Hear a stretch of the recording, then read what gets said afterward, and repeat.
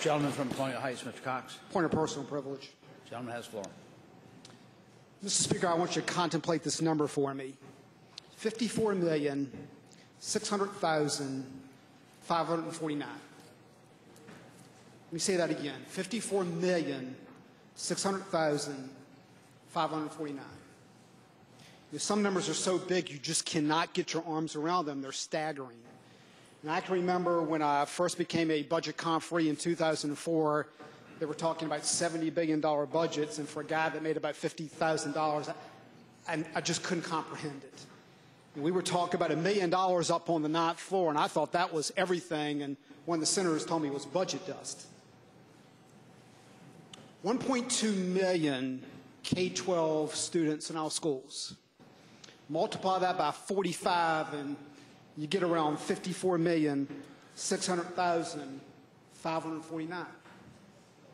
You might be asking yourself, what does that number represent? That number represents how many abortions we have had in this country since the 1973 decision on Roe versus Wade. Now, I hope you're at least a little bit uncomfortable with that number. And I hope you're a little quiet right now in this house. Some people might even be staring at the floor at this point.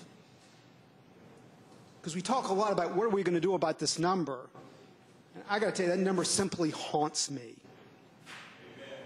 I have trouble going to sleep at night because of that number.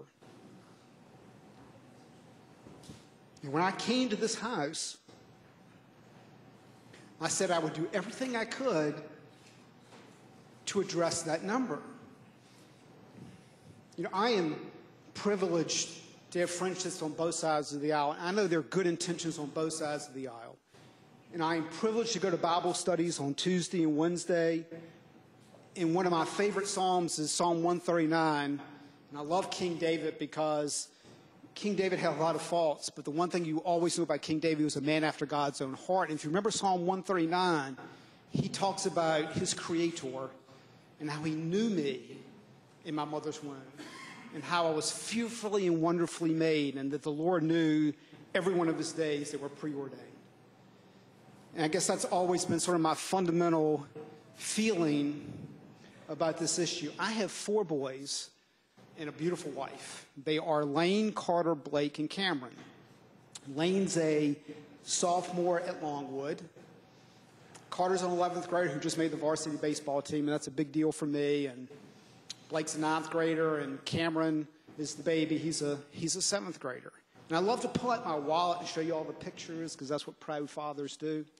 And I love to show you my home movies. That would bore you, but you've all got Lane, Carter's, Blake's, and Cameron's that are so dear to you. And the thing that haunts me is when you're talking about 54,600,549, there are Lanes, Carters, Blakes, and Camerons in that number. And that's why I'm pro-life.